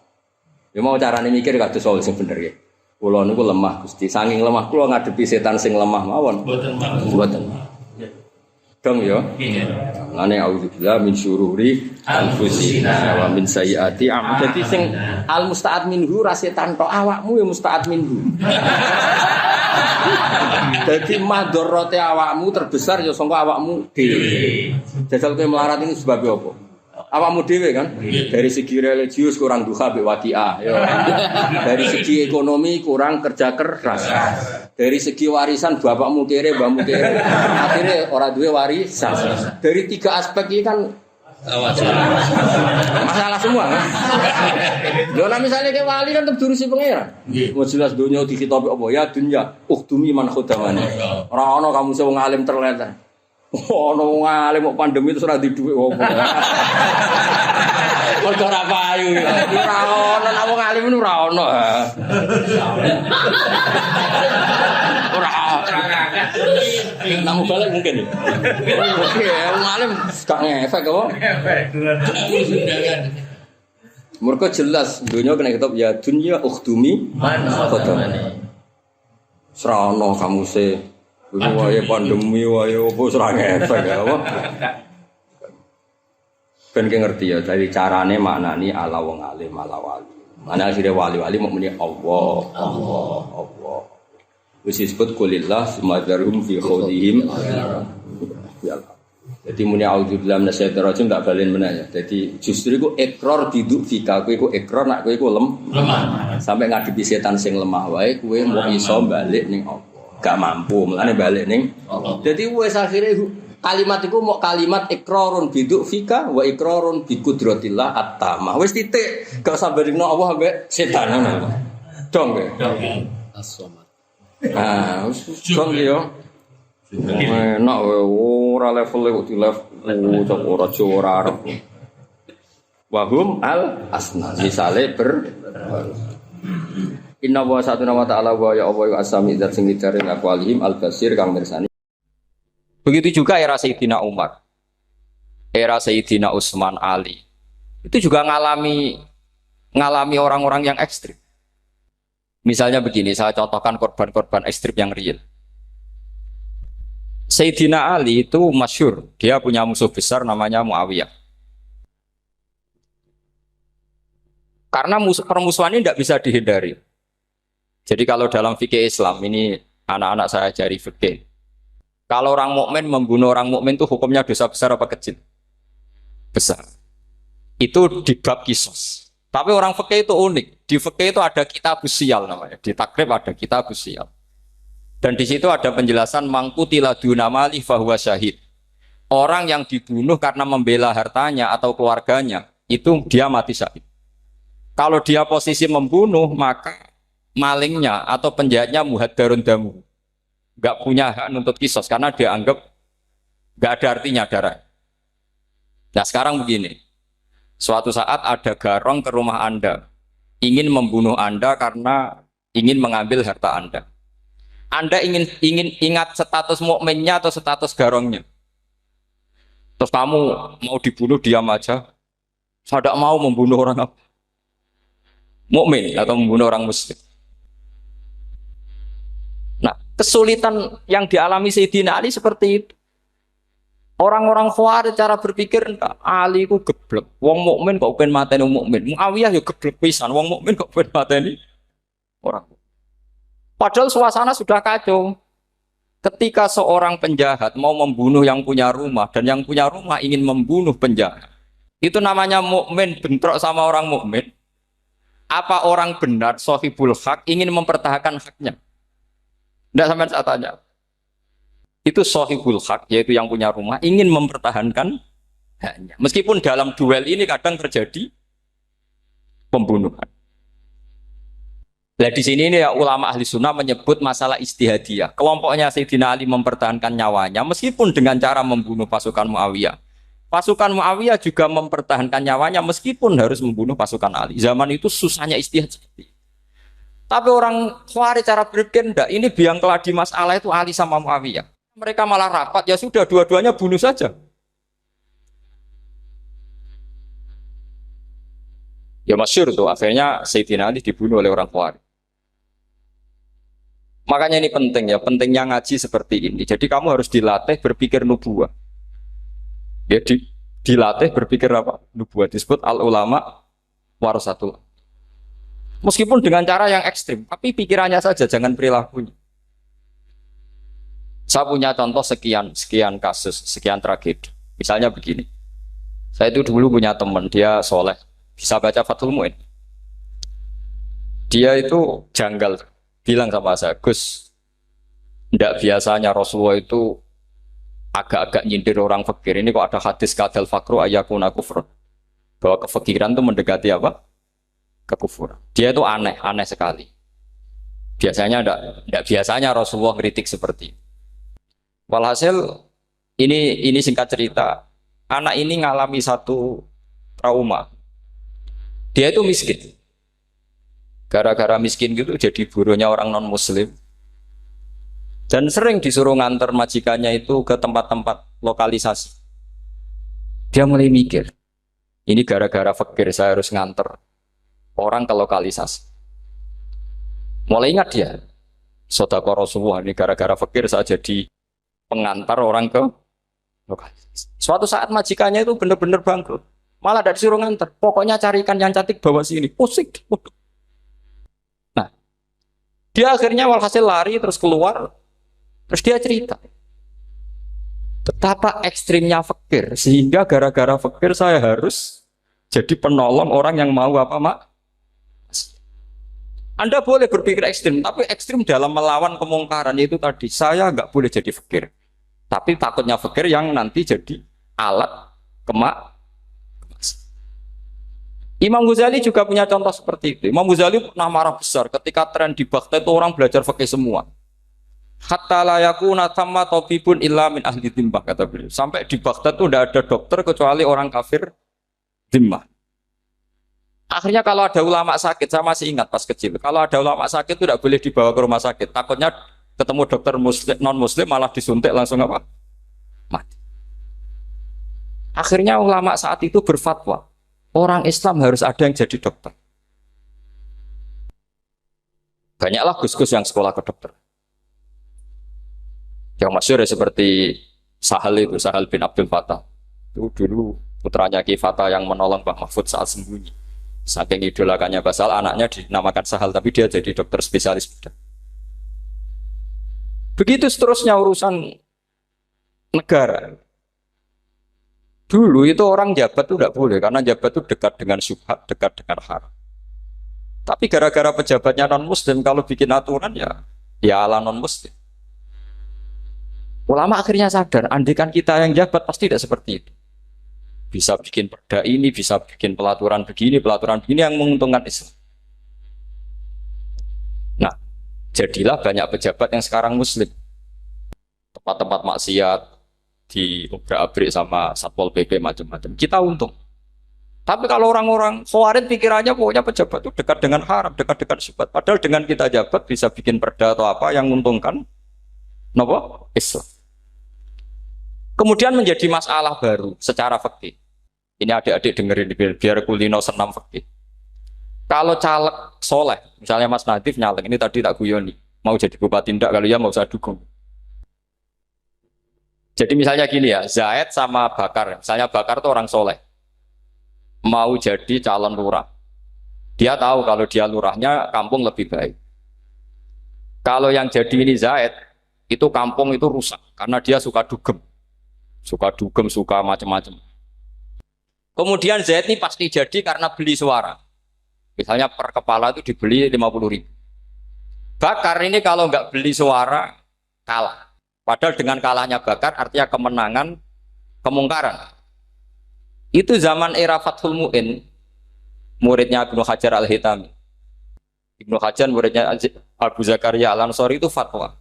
Yang soleh ini wajib beli suara, bukan boleh, wajib beli suara. Tapi ini namanya tidak nyuap, perlu dicatat. Ini namanya tidak nyuap. Jadi tidak bisa kamu kaitkan misalnya ar-rosi wal murtasi benar. Yang nyuap maupun yang menerima suap adalah sama-sama di neraka. Tidak bisa seperti itu. Karena logikanya dibalik. Sekarang Bakar ini beli suara itu untuk membeli kebenaran, untuk mengawal kebenaran. Zaid beli suara untuk menopang kebatilan. Berarti namanya Bakar ini penyuap atau pembeli kebenaran?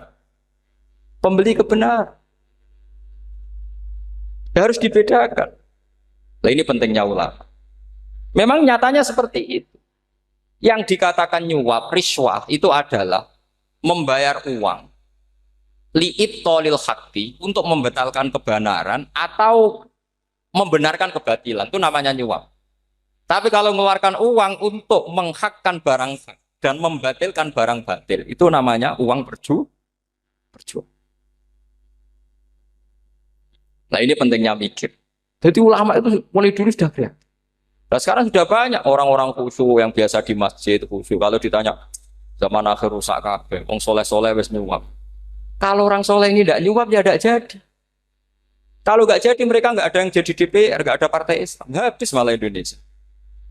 Saya itu punya kenalan banyak pakar-pakar di Jakarta, itu cerita saya, Pak Bahar. Indonesia itu solusinya gampang. Kita ini punya Bali, punya Batam. Itu kalau Bali dimakaukan, Batam dikayakan Hollywood. Amerika kaya itu bukan karena hebat. Pornografi dijual. Tinju di Nevada itu dijual, di Las Vegas dijual. Apa saja dijual. Kalau tidak kaya itu gimana? Sementara Indonesia mau aur-auran gitu sukan partai Islam. Sebenarnya Indonesia gampang. Kalau ingin kaya, Bali itu dikayakan Hollywood atau dikalahkan Makau, jadi kota judi. Batam dijadikan kaya Las Vegas. Itu transaksinya pasti triliunan. Orang kamane wong muda dijual, judi dijual, orang tinju dijual. Tapi gara-gara ada partai Islam, nyari rumus solusi ekonomi itu yang tidak seperti itu. Akhirnya kangelan. Akhirnya rapat isu. Tapi barokah tetap barokah partai apa? Yang menangnya caleg-calegnya rata-rata ya beli. Kalau tidak beli habis. Saya bukan menghalalkan nyuap, enggak. Kalau nyuap tetap haram ila yaumil qiyamah. Tapi kalau suratul masalah seperti ini kamu mengatakan suap itu beda. Ini suratul masalah yang tidak ada kaitannya dengan asal lawannya batil, kecuali lawannya sama-sama hak. Dua calon di kampung itu soleh sama soleh. Ini yang soleh bayar nggak boleh karena siapapun yang jadi soleh itu nggak boleh. Makanya kalau cari musuh yang dolim biar halal ya. Sekarang ya seperti itu. Kamu biasa heroik, biasa ngasih kiai kamu, ngasih hadiah kamu, biasa ngasih ibu kamu uang. Ternyata ibu kamu setelah kamu kasih uang dikasihkan adik kamu atau kakak kamu yang nggak pernah kerja, terus kamu marah-marah, ini tidak adil. Saya yang memberi nggak dikasih, ini yang nggak kerja dikasih terus. Loh kamu biasa jadi pahlawan kok turun kelas menjadi apa? Pasien. Kamu milih jadi pahlawan apa pasien? Pahlawan. Jadi sebetulnya faham-faham ekstremis ini dari kegoblokan. Dari kegoblokan berpikir nubuwah sehingga tidak punya rasa ibadah. Nah ini yang menjadi orang-orang ekstrim. Jadi korban pertama ekstremitas itu bukan sahabat tapi Rasulullah Shallallahu Alaihi Wasallam, yaitu Nabi dibilangin oleh mereka, "I'dil ya Muhammad, kamu kalau bagi harus adil." Pikiran mereka kalau adil sama rata sama. Jadi kalau pakai pikiran itu, saya minum di sini itu haram. Mau ndak ikut bikin kok minum. Enak tamu, toko-toko mangan, sing masak kangelan urung Itu jadi edan bareng. Itu sama seperti kasusnya Bahram Al-Majusi. Dia itu seorang raja kaya, punya anak cantik. Dipikir-pikir, anakku ayu dirabek nang liya rugi, sing gedhekno aku sing rumah aku dirabi wong liya. Maka dia berpikir mau dinikahi sendiri. Karena tadi melihat Mas Nadiem kayak orang Kenya tadi, apa Nigeria. Nigeria. Malah nggak layak itu maksudnya untuk orang. Ini Mas Nadif ini termasuk harus mendukung gerakan tidak ekstrim. Nyawanya masih itu karena barokahnya beliau agak-agak gitu. Tapi nggak sampai liberal ya, agak-agak pokoknya itu. Karena ketika ada gerakan ekstrim di Mesir, itu termasuk dia DPO. Ternyata setelah ada intelijen, beliau pas buka itu nggak makan dulu tapi rokok dulu. Wah ini mesti orang sekuler, nggak ekstrim. Akhirnya nyawanya sampai sekarang itu barokahnya rokok pas iftar itu pas. Nah, tanya ini masih, iya mas. Ya pernah sepuh sama saya. Jadi pikiran-pikirannya Bahram itu seperti itu. Walhasil akhirnya Bahram itu menikahi anaknya sendiri. Masyhur itu dalam cerita. Jadi ceritanya itu ada seorang wali tidur di Masjid Haram sama Rasulullah, ditemuin gitu. Terus kata Rasulullah, salam saya untuk Bahram Al-Majusi. Ternyata dicari-cari nggak ada Bahram lain kecuali Bahram yang berdua, bahkan anaknya sendiri mau dinikahi. Ya cara berpikir karena seperti itu. Kalau kita berbuat banyak harus dapat. Itu bahaya. Bahaya sekali karena kalau dalam teori beragama itu al-yadul ulya khairum minal yadis sufla. Kalau biasa ngasih ya ngasih saja, itu heroik. Itu bagus. Jangan biasa ngasih sekarang bermental apa? Pas. Makanya saya itu kalau ngajar di pondok yang dulu pernah saya belajar di situ atau yang pernah sepuh itu, dikasih itu bingung. Karena saya ya masih waras itu. Jadi kalau dikasih itu bingung. Tapi banyak juga guru-guru yang dulu ngaji lama setelah ngajar di pondok alma maternya nuntut. Itu saya tidak tahu itu. Itu sudah ada agak-agak kayak itu tadi. Walhasil si Bahram tadi itu, ini cerita harus saya teruskan karena nggak boleh diputus.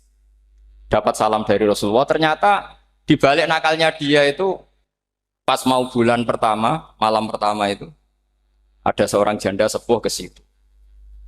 Ganggu dia tentu ya. Ketika dikejar pulang lagi sampai 3 kali. Dia tanya, kenapa Bu kamu begitu? Katanya, saya ini anak-anak saya kelaparan. Kalau saya pulang anak-anak saya nangis minta makan. Saya ingin minta Anda. Tapi setelah saya ingat Anda ini majusi, saya mukmin, saya mukminah, saya pulang. Ya sudah Bu, kamu di rumah saja. Nanti saya kirimi makan. Dikirimi sendiri, padahal dia seorang raja, orang kaya. Barokahnya itu dia dikasih tobat sama Allah. Dan paginya ketemu tamu yang mengirimkan salam dari Rasulullah SAW. Akhirnya Bahram ini menjadi muslim.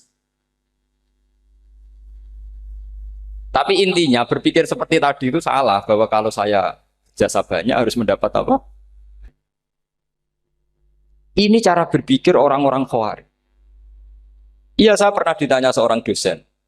Gus, saya ini kalau baca sejarah perang Badar atau perang Uhud, yang saya tidak nerima itu satu. Kenapa setiap ghanimah, harta orang kafir dan istrinya orang kafir kok disita orang Islam, dan yang perempuan jadi amat, kemudian juga digauli orang Islam, yang hartanya orang kafir juga jadi asetnya orang Islam, kok kayak garong. Dia tanya seperti itu sama saya. Terus saya jawab, kalau sampean ada garong dan kemudian bawa senpi, senjata api, kemudian garong Anda, penjahat Anda lumpuhkan, ya senpi itu harus Anda kembalikan. Monggo penjahat ini kagungan jenengan beto wangsul. Karena ada milik Anda, harus dikembalikan. Wah, tidak bisa Pak, kalau saya kembalikan pasti dipakai jahat lagi, dipakai kriminal lagi. Ya sama, kalau asetnya orang kafir dikembalikan ke orang kafir akan menjadi aset kekafiran lagi untuk menghancurkan kita. Nah, perempuan juga sama. Perempuan itu alat produksi. Jika perempuan tadi dikembalikan ke orang kafir, maka kamu menolong populasi orang. Ya seperti itu. Paham? Makanya disita dalam perang loh ya, tapi dalam perang yang legal. Lah itulah kenapa amat halal. Makanya di Quran itu illa ala azwajihim aw ma malakat ayman.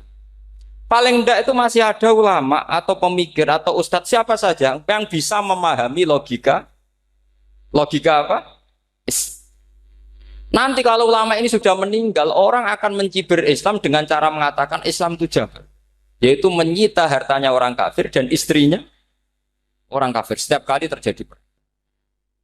Karena pemikiran ini pasti sama-sama kutubnya sama-sama ekstrim. Nah ini penting saya katakan. Makanya masyhur itu perdebatan Sayyidina Ali dan Muawiyah. Ini saya kutip sedikit. Ini ya sama-sama berpikir ekstrim, tapi ekstrim yang baik. Walhasil dalam satu kerja bakti di Masjid Kuba, itu ada sahabat namanya Ammar.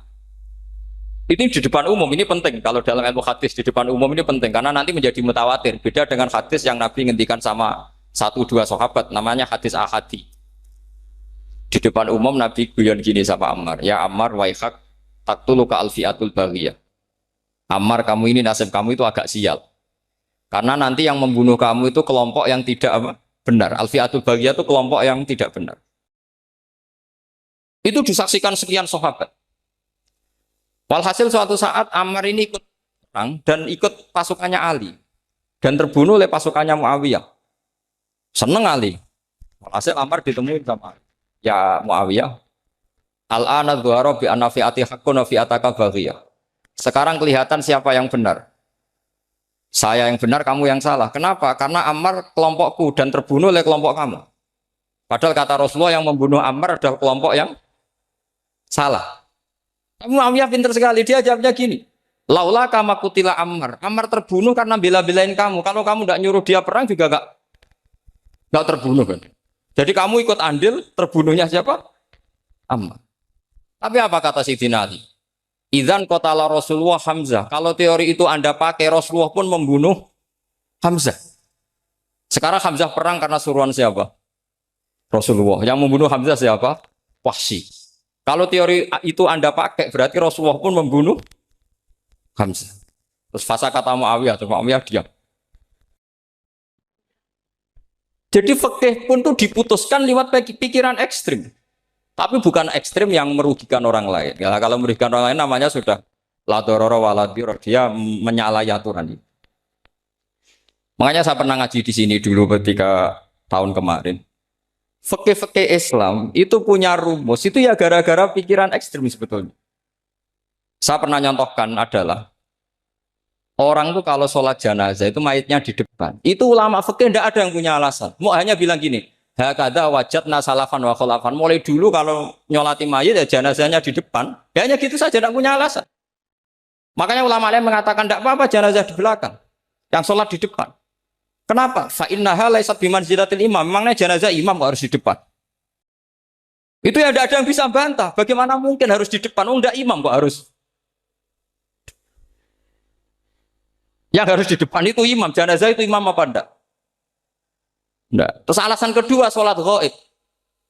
Kalau ada orang mati di Surabaya, Mas Nadib di sini, sholat ghaib boleh enggak? Boleh. Jenazahnya di depan apa belakang? Belakang. Di belakang kan? Berarti harus enggak jenazah di depan? Ya dia mau ngakeh yang jelas kalau itu. Lah ini contoh-contoh kecil. Nah orang Khawarij itu orang yang paling tidak mau menerima otak-atik seperti itu. Akhirnya jadi goblok bareng tadi. Ya makanya Rasulullah pun jadi korbannya Khawarij. Muhammad, kamu harus adil. Karena pikiran mereka adil itu yang memberi banyak ya dapat banyak. Kalau pikiran nubuah tidak seperti itu. Kalau yang biasa memberi, biasa heroik, biasa baik ya biar tetap biasa memberi. Jangan dilatih jadi apa? Fasih. Ini mungkin adik-adik juga agak keberatan, tapi harus dilatih. Makanya saya itu jadi kiai itu ya mulai kecil anaknya kiai, putu kiai. Saya itu ya mulang tuh senang. Saya tidak pernah terlintas dikasih santri atau dihormati ya enggak. Mungkin sampai mati ya enggak terlintas. Ya pikiran saya sederhana. Biasa mulang pahlawan malah sekarang pasen itu malah kayak cemen, kayak turun kelas itu. Jadi saya terus ya enggak kepikiran sama sekali. Loh kalau saya minta sama Allah karena itu atasan saya. Makanya ada ulama yang ekstrim gini, ini kisah nyata. Ada ulama alim datang ke seorang raja. Rajanya ini soleh padahal. Ternyata pas raja itu berdoa, ya Allah saya kasih ini, kasih ini. Padahal ulama tadi itu mau mengajukan proposal. Mau minta apa gitu. Terus dia pulang ketika ditanya, Pak Kiai kenapa pulang? Ternyata raja itu minta zat yang sama yang saya mintai. Kalau raja saja masih minta, ngapain saya minta raja? Saya akan minta zat yang dimintai raja. Terus pulang dia. Wah, itu ya pikiran ekstrim, tapi bagus ekstrimnya. Saya akan minta zat yang dimintai raja. Kalau sampean kan uteke saya les, sholat dinteni, tetap jalo. Oh, kok orang mikir seperti itu? Memang salah didik, salah itu tadi. Nah, ini harus dilatih. Masyhur itu ketika Nabi pas Fathu Makkah itu, orang-orang Ansor ngomentari Nabi gini, ketika Nabi sangat happy di Mekah, sangat enjoy di Mekah, kata orang-orang Ansor, amar rojul adroka durok fatun fi ahli wa ulfatun fi asyiroti. Namanya orang pasti happy kalau di kampung halaman. Jangan-jangan Rasulullah itu nanti hidup di Mekah lagi, karena Mekah sudah dikuasai orang Islam. Beliau pasti kangen sama keluarga, sama Mekah. Tapi ya sama, ketika Rasulullah mulai ngasih itu, orang-orang Quraisy dikasih banyak, orang Ansor juga pikirannya seperti itu. Baru orang Ansor dilatih pikiran nubuwah, yaitu tadi. Mereka itu dapat kambing, dapat sapi, terus pulang. Kamu mendapat saya, milih mana? Milih Rasulullah Shallallahu Alaihi Wasallam. Sekarang kamu saya balik. Kamu punya kiai, kamu bisa memberi hadiah, memberi beliau. Suatu saat kiai Anda ini kaya raya, terus sering ngasih orang-orang yang nggak pernah berjasa. Kamu nggak pernah dikasih. Itu kalau pakai pikiran khawarij, kiai ini salah karena ngasih orang yang tidak berjasa. Tapi kalau kamu pakai pikiran nubuah, enggak. Alhamdulillah saya tetap istiqomah memberi kiai itu. Dan alhamdulillah nggak dibales. Semoga balasannya di akhir. Ya sudah seperti itu. Kalau pakai pikiran gengsi tadi seperti itu. Masa biasa memberi sekarang posisi diberi, saya rak turun kelas. Jadi sebetulnya pikiran ekstrim itu boleh, tapi untuk yang seperti ini bukan ekstrim yang tadi. Makanya ini disebut al-hujjat. Al-hujjat itu satu logika yang bisa mematahkan asumsi awal. Ini saya harap santri-santri matolek, putra maupun putri berpikir seperti ini. Sehingga sama. Jadi misalnya sekarang dibalik. Kalau ada orang NTT yang masih non-muslim, itu orang kafir yang harus dibunuh atau orang kafir yang harus didakwai. Mesti pikirannya itu, kalau Nabi itu ya semua yang didakwai Nabi dulu orang kafir.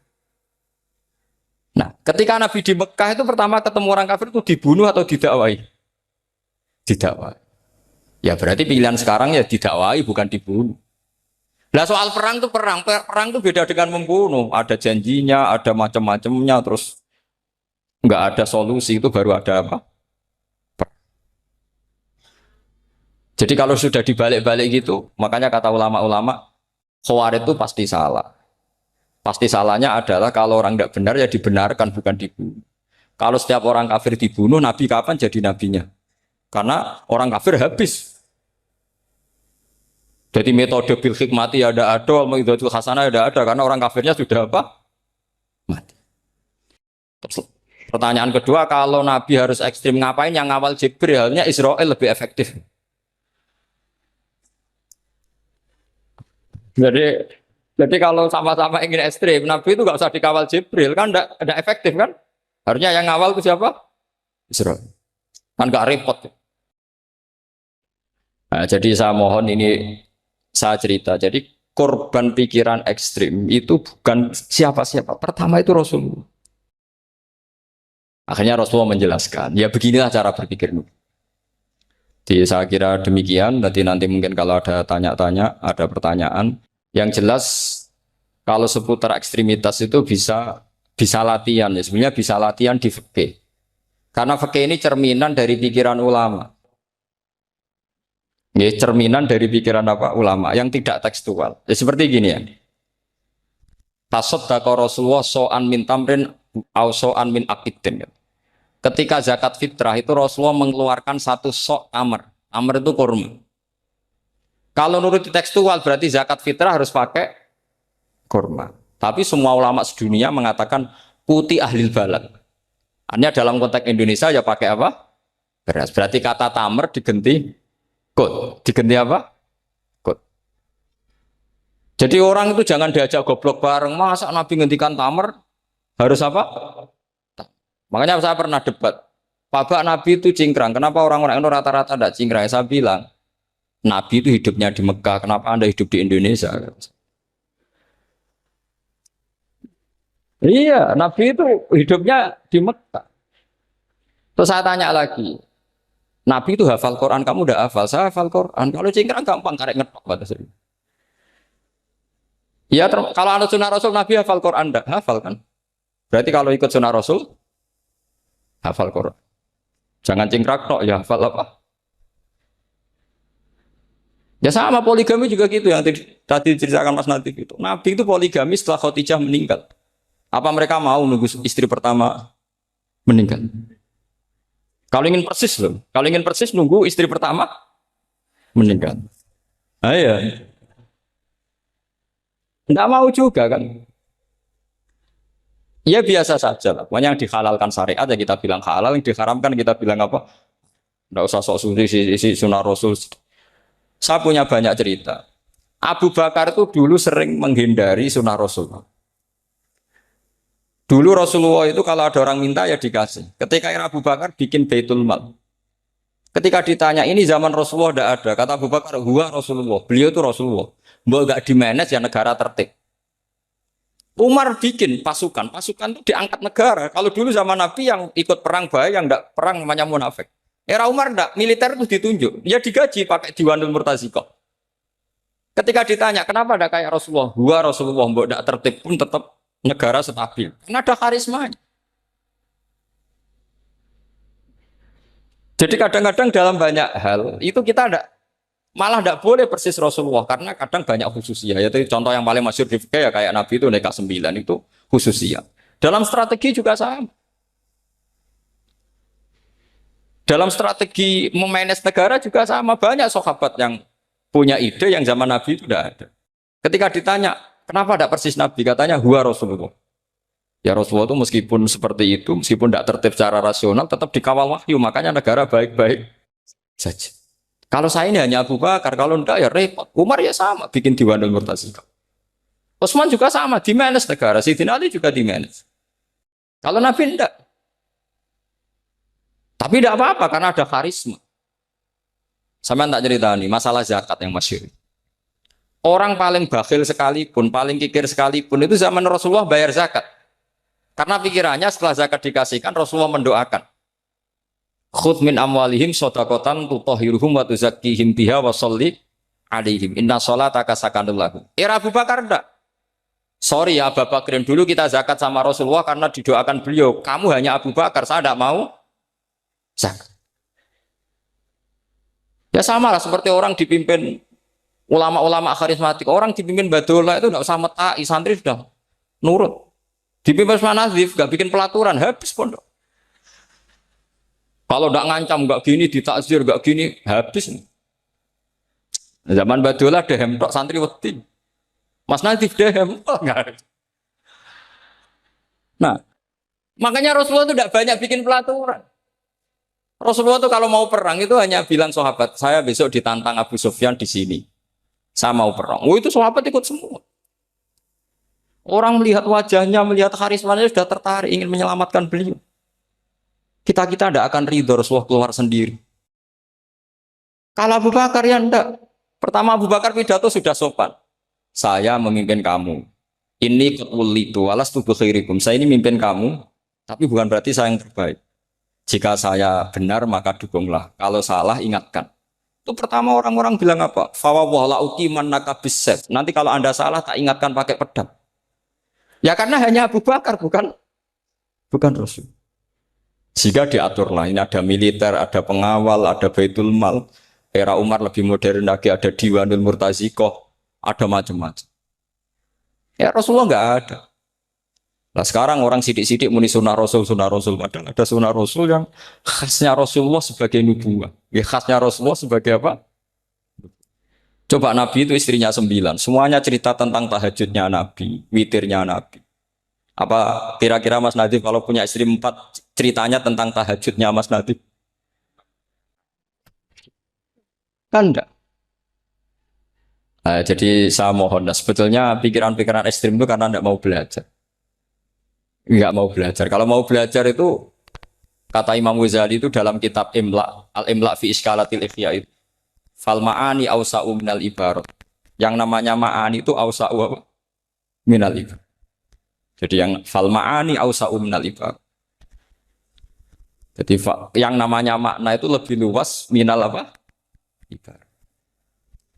Nah, ini contoh yang paling nyata ya Sayyidina Ali. Ketika Sayyidina Ali perang sama Muawiyah, itu Sayyidina Ali bilang, sebaiknya Muawiyah kirim delegasi, mediator. Saya juga kirim mediator. Terus orang-orang Khawarij karena tadi tekstual. Mahada ya Ali. Ini apa ya Ali? Lam yujad fi kitabillah. Aturan mediator itu tidak ada di Quran. Bahwa kalau kita perang harus ada mediator itu tidak ada. Terus Sayyidina Ali baca ayat, wa in khiftum shiqaqa bainihima fab'atsu hakaman min ahli wa hakaman min ahliya. Jika lelaki dan perempuan, suami istri terjadi shiqaq, terjadi konflik, maka suami kirim satu mediator, yang pihak perempuan juga kirim mediator. Terus Sayyidina Ali ngendikan, wa amru Muhammad a'dhamu min amri rajulin